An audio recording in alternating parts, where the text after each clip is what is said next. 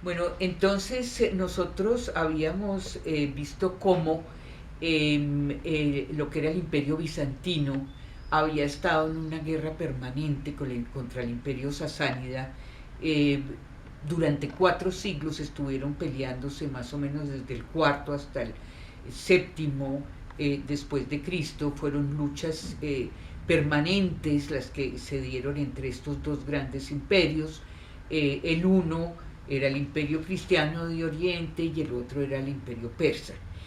El imperio sasánida, la última vez no dimos muchos detalles de este imperio, vale la pena hoy ampliar un poco más información sobre él.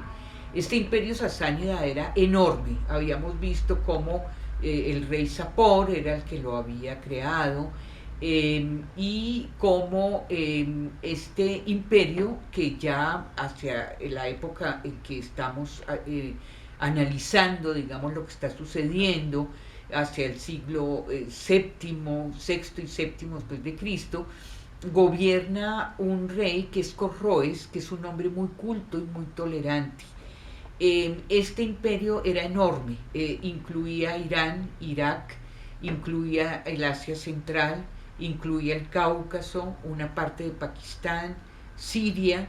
Era muy grande, era un imperio persa, como hemos visto, y en el momento de máxima expansión y de mayor éxito de Cosroes, a Cosroes le llega un mensaje de Arabia Occidental, donde el profeta, donde hay un hombre que va a ser el profeta Mahoma, lo llama para decirle que tiene que someterse a la nueva religión que está surgiendo, que es el Islam.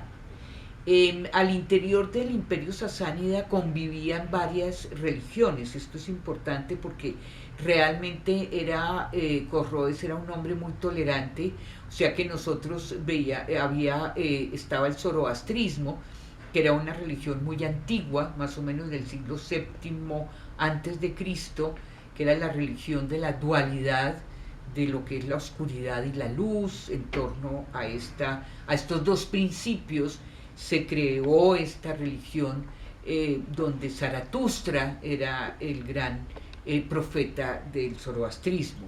Asimismo, había judíos, también había cristianos nestorianos. Acordémonos que ellos eran los que estaban haciendo las traducciones del griego al siríaco y del griego al persa. Y había un movimiento que era el maniqueísmo, liderado por un místico que era Maní, que integraba cristianismo, budismo y zoroastrismo. Entonces, como vemos, esta convivencia de diferentes religiones, pues hizo que Corroes quedara sorprendido cuando le llegó este mensaje, donde Mahoma lo combinaba a que se entregara y que se convirtiera al Islam. ¿De dónde llega este mensaje? Este mensaje está llegando de Arabia Occidental, que pues como sabemos son desiertos donde hay muchos oasis, donde la población en esta época está dedicada al pastoreo, hay beduinos, entre otras Mahoma era uno de ellos, era un pastor solitario que un día recibe un mensaje por parte del ángel San Gabriel, donde le dice que le trae un mensaje de Alá, que es Dios, para que él difunda esta nueva religión que es el Islam, que es el sometimiento a Dios.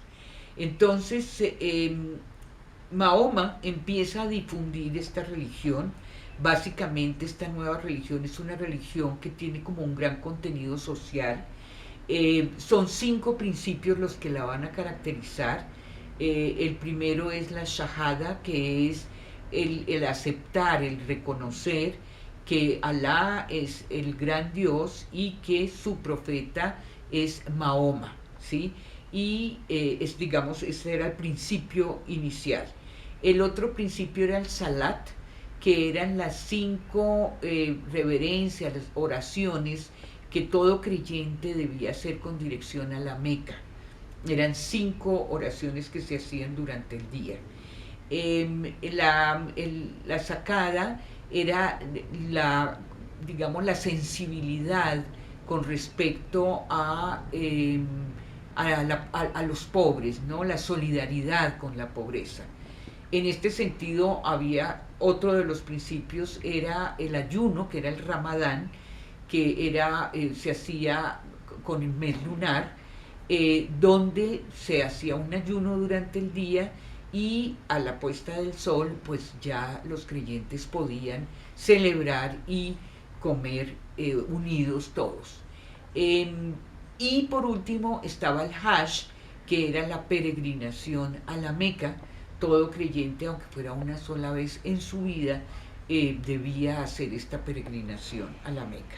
Entonces estos 5 principios eran fundamentales, como ven son muy sencillos, y poco a poco Mahoma fue logrando convertir este desierto, estas dunas, digamos, que constituían esta Arabia Occidental, las va convenciendo a su población poco a poco de que hay que someterse al Islam, que es una nueva religión, y logra superar o logra que el Islam destrone a lo que era una religión animista que estaba mucho más centrada en los dioses de la naturaleza. Entonces, en ese momento, cuando Mahoma empieza él nace más o menos hacia el 570 después de Cristo, finalizando ya el siglo VI, y Mahoma logra difundir su mensaje, y toda la población de Arabia Occidental se convierte entonces al Islam.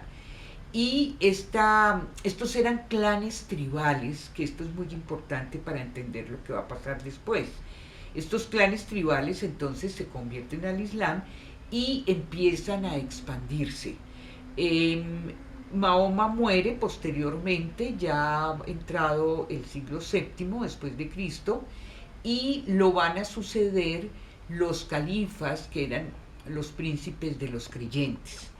Una cosa muy importante es que estos primeros califas y toda esta expansión del Islam que va a tomar Asia, Siria, inicialmente a principios del siglo VII, y que va a beber de toda la cultura del imperio bizantino, y por el otro lado persa vamos a ver que el Islam se expande hacia Irán y va a beber de lo que había sido el imperio sasánida. Es decir, que estos pastores, que eran pastores, digamos, no muy cultos, cuando el Islam se expande, cada uno bebe de la riqueza de estos imperios que ellos van a dominar. El imperio cristiano, el imperio bizantino, no caerá sino hasta el 1453, pero el imperio sasánida sí cae mucho más rápido, ya estaba muy debilitado cuando Mahoma empezó a orientar a sus adeptos para empezar a expandirse. Entonces, ¿qué va a pasar? Esta familia de Mahoma, que es una gran familia tribal, es una familia que se empieza a enriquecer, no solamente pues por los nuevos dominios que conquista, sino también por el conocimiento que adquiere a partir de estos nuevos dominios. Y como toda familia rica y poderosa, empiezan a surgir los conflictos al interior de la gran familia tribal del profeta. Y esto va a suceder especialmente cuando en la tercera sucesión, una vez que muere Mahoma, a la tercera sucesión, empieza un conflicto entre dos tendencias básicas que se va a mantener hasta el día de hoy, que es, por un lado, aquellos familiares, digamos, de la familia del profeta, que creían en la tradición, en la sunna, en la tradición donde el profeta debía ser elegido por la gran familia democráticamente como el más adecuado para ser el sucesor de Mahoma. Pero por el otro lado estaba la versión que creía más en la sucesión por vía de consanguinidad. Es decir, el sucesor de Mahoma debía tener una relación de consanguinidad muy cercana al profeta. Y este grupo era, digamos, eran los que estaban más ubicados del lado persa, mientras que los sunitas, los que creían en la tradición, venían más del lado del núcleo árabe sirio. Y o sea que son como dos primos enfrentados, dos grandes primos enfrentados, el sirio sunita y el persa chiita. Y esta pelea al interior de la Umma, que es la comunidad del profeta, la comunidad islámica, empieza cada vez a exacerbarse cada vez más. Y vamos viendo que en la medida en que se va expandiendo el Islam, inicialmente, como vimos, todo el siglo VII es un siglo de expansión permanente del Islam. Primero toma hacia Siria, luego se va hacia el norte del África, luego coge hacia Persia y va tomando todo lo que hoy en día es Irán e Irak. Y así vamos viendo que el Islam se enriquece, se consolida, pero al mismo tiempo empiezan los conflictos familiares por el poder, tanto económico como religioso, que enfrenta esta familia. Entonces, ¿qué sucede?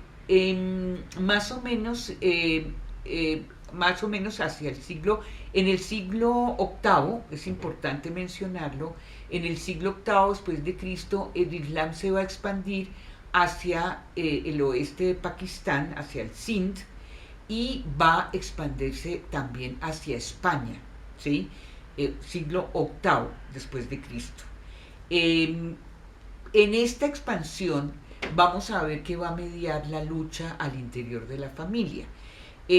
Van a estar enfrentados básicamente una parte de la familia que viene de Siria, que viene de los Umayyad, o sea, los que van a ser los omeyas, ¿sí? Quienes son sunitas, ante todo, como lo habíamos visto, quienes se van a enfrentar contra Ali, que era el primo del profeta, casado con su hija, ¿sí? Fátima, y quienes, acuérdense, creían más era en la ley de la consanguinidad. Entonces estos dos primos se enfrentan violentamente y finalmente los omeyas hay una guerra que dura cuatro años permanente para ver quién va a definir el siguiente sucesor. Y en esto vamos a ver que los omeyas van a enfrentar y van a matar a Ali en Kurfa, en Irak, lo que hoy es Irak. Y al asesinar a Ali en el 680 después de Cristo, su hijo Hossein quiere tomar la sucesión y quiere digamos que la línea chiita sea la que tome las riendas de esta sucesión. Entonces, ¿qué pasa ahí? Ahí se da una batalla famosa, que es la batalla de Kerbala, y en esa batalla digamos, casi toda la familia, casi todos los que siguen a Hussein van a ser asesinados. Solamente va a quedar uno con vida, que va a ser el imam, que va a ser el guía espiritual de los chiitas, y de esta manera vamos a ver que en este nacionalismo persa, chiita, los imams van a ser los guías espirituales. Al mismo tiempo va a llegar un nuevo personaje familiar que es Uthman, y Uthman también es un pariente de Mahoma, él es sunita, y Uthman se va a enfrentar contra los omeyas, pero de una manera muy particular. Uthman va a estar apoyado por los primos persas y van a acabar totalmente con la familia omeya. Solamente va a quedar uno de los parientes que va a ser Abdelrahman, quien va a tener que huir, ¿sí? Inicialmente hacia el norte del África, hacia Marruecos, y luego ya brincará hacia España, donde va a crear uno de los califatos más esplendorosos, que va a ser el califato omeya de Córdoba. Entonces vamos a ir viendo cómo se va consolidando el califato omeya de Córdoba, y para la próxima vez veremos cómo aparece otro tío, que es el tío Abbas, quien él va a ir hacia Bagdad y va a crear el otro gran califato, que será el califato de Bagdad. Entonces vamos a dejar por hoy acá y continuaremos la próxima vez.